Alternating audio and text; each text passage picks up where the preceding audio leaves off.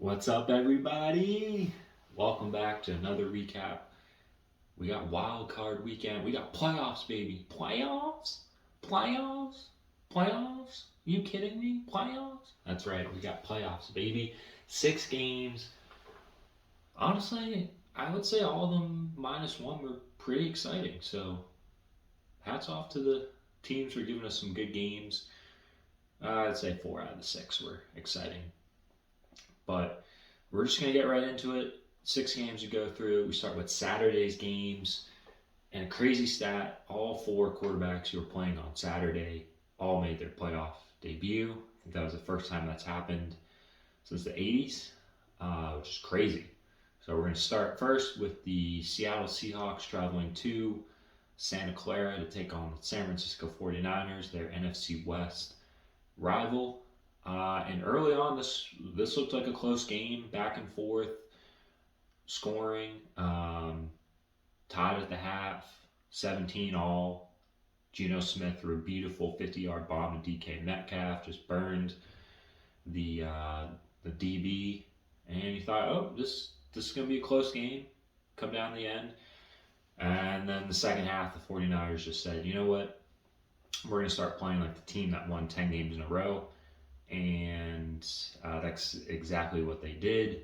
A couple of TD passes by Brock Purdy, including a Russian TD, and they 49ers dropped 25 in the second half. Defense played well, only allowed a touchdown towards the end of the game for the Seahawks. And the 49ers in that second half showed us why they're dangerous and why they are a true Super Bowl contender. Brock Purdy, man, he's pretty good. No, not funny, but a little pun there. But no, seriously, 49ers, they made it look easy in that second half, and they're only going to get better as time goes on. Purdy got his first playoff experience, shook off those jitters, and we'll see what happens as they move on into the divisional round. Seahawks are going home. They had a really good season. Shouldn't be disappointed. I think they re-signed Geno Smith. They get a top 5 pick thanks to Denver in the Russell Wilson trade. Had a really good draft class in 2022. Let's see how the draft class for 23 is. And they just got to keep building that momentum. But I think Seahawks will be back next year. But it's 49ers moving on. 49ers get the victory over the Seahawks 41-23. Next, we go to the Chargers traveling to Duval County in Jacksonville, Florida, take on the Jaguars. And most people, like myself, thought this game was over. It was 27-7 at halftime. Trevor Lawrence was throwing more balls to the Chargers defense than he was his own team. I mean, he threw 4 picks in the first half, 3 of them to Asante Samuel Jr. And you thought this game's heading towards a wrap. I mean, Chargers about to put up 50-60 on the Jags, and it's not looking good. And then the second half, Jags just flipped a switch. I don't know what happened, but Lawrence started playing better. Had himself 3 touchdown passes in the second half. Defense put the clamps on the Chargers offense. And when it just mattered most, Trevor Lawrence, ball back, a little over 3 minutes left in the game, drove him down, had a key 4th down and 1 where Etienne got a nice 16-yard gain.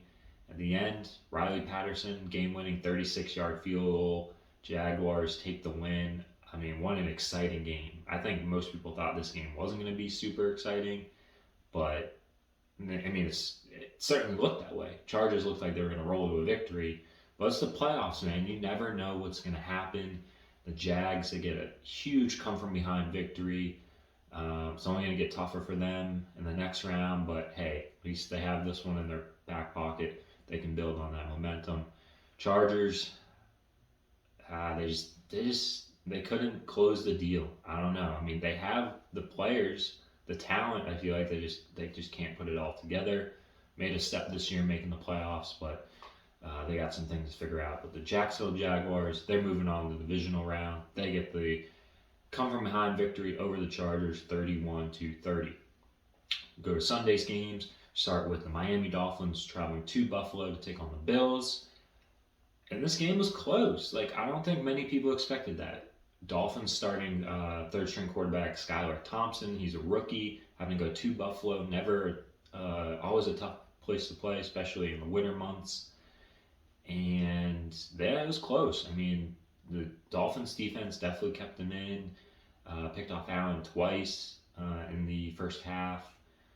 Thompson had a TD, and it was close. Bills were only up 20-17 in the at the end of the first half, but it's the Bills. You knew they were going to pull away. Josh Allen um, had himself 3 touchdown passes on the day, and the Bills were just too much for the Dolphins at the end. It was just Skylar Thompson. If it was Tua, Dolphin fans are always going to be like, damn, if we had Tua, what if the game?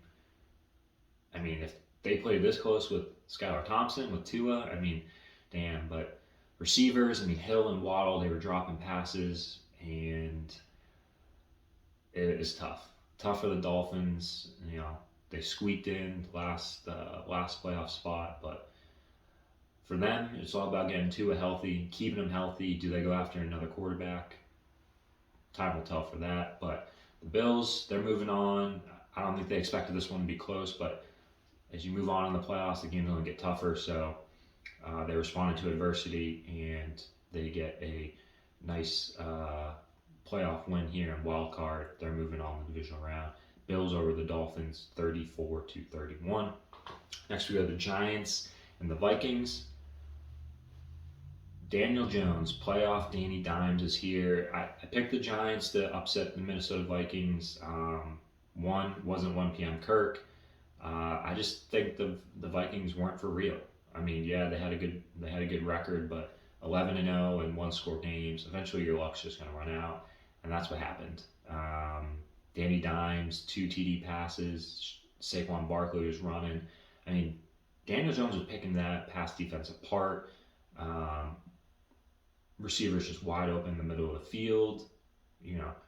Vikings playing soft zone coverage. I don't know what was going on. And Kirk, he just doesn't have it. He's not the it guy. I mean, at the end of the game, you all saw it, 4th and 8, and he throws a TJ Hawkinson for a 3-yard gain. I mean, what are you doing? You need 8 yards. Like, try to find Justin Jefferson, who wasn't targeted in the second half. Are you kidding me? He's your best player on the team, and you're not going to target him?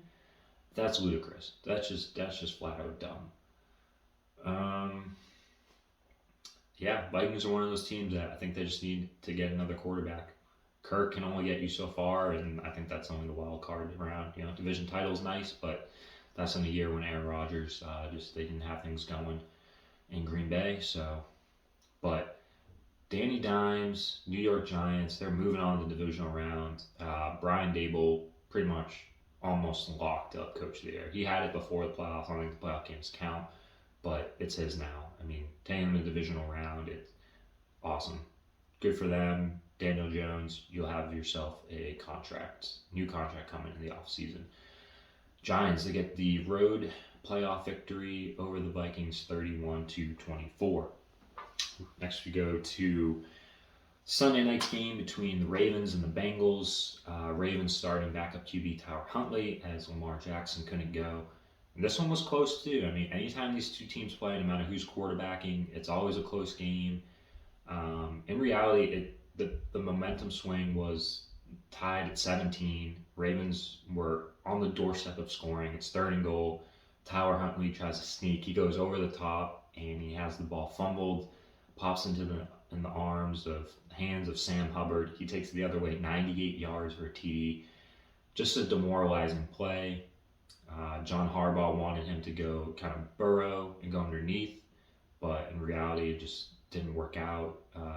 J.K. Dobbins said at the end of the game he should have got the ball. Probably so. It reminds me of the Seahawks Super Bowl. Should have handed the ball off to Marshawn Lynch instead of Russ Wilson passing. And that's just an inexperienced quarterback, unfortunately. And that was the play, because that was the last scoring play, and the Bengals held on. They get the victory over the Ravens. Ravens Are they going to sign Lamar? How much money? Are they going to sign him and trade him? Get a franchise tag him? That's the biggest question mark for the Ravens in the offseason. These Bengals, they're moving on to the divisional round. We'll see them this weekend. Bengals get the victory over the Ravens 24-17. Finally, Monday night's game between the Dallas Cowboys and the Tampa Bay Buccaneers. Streak's broken.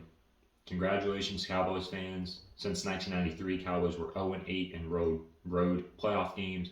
They get the victory. They look pretty dominant at the start of the game. Did not look good, but Dak, he threw 4 TD passes, also had a rushing TD. It was just it looked good. I mean, that's a matter of fact. They looked good. Defense did their thing. The only thing that sucked is Brett Maher, the kicker, missed all his extra points, four extra points. He might not have a job this week, but we'll see. And on the other side of the ball, Bucks, Tom Brady just looked old. He just looked like he just wasn't motivated, didn't want to be out there. I don't know. Have we seen the end of TB12? Will we re-sign Tampa Bay? Will we go to Oakland? Vegas, Miami, Jets? I mean, there's a whole slew of rumors going around there. We'll see. Just like him and Rodgers, what are they going to do? We'll probably need to wait a couple weeks for that to play out. But Dallas Cowboys, they get the victory over the Buccaneers. Good playoff victory. And they're moving on the divisional round. Cowboys over the Buccaneers 31-14. That brings us to the divisional round matchups. We have the Jacksonville Jaguars traveling to Kansas City, and we have Cincinnati going to Buffalo early for the AFC. Early thoughts on those games. I think the Chiefs, I hope it's close, but I think the Chiefs are going to take it. I think the Chiefs win by 14. Bills and Bengals, obviously, they played each other, or week 17, the game didn't get completed, so this will be a true contest. This one's in Buffalo, the other one was in Cincinnati, so we'll see what happens. But I think the Bills get another close victory. They win by 3 over the Bengals. NFC, we have the Giants traveling to Philly. We have the Cowboys traveling to San Francisco. Dallas and San Francisco, that's going to be a good game. I think that the Dallas Cowboys are going to be the best team the 49ers have faced in a while. So we'll see what happens there. I still think San Francisco takes it. And Giants and Eagles, 2 NFC rivals. We'll see how Jalen Hurts looks. But Philly at home, I like them. I think they take the victory in a close one. That's it. That's all we have. That's Wild Card Weekend. 6 games. We're down to 8 teams. 4 games this upcoming weekend for divisional round. We'll see what happens. Like I said, I think we'll have Chiefs, Bills, Eagles, 49ers moving on. See y'all next week for the divisional round.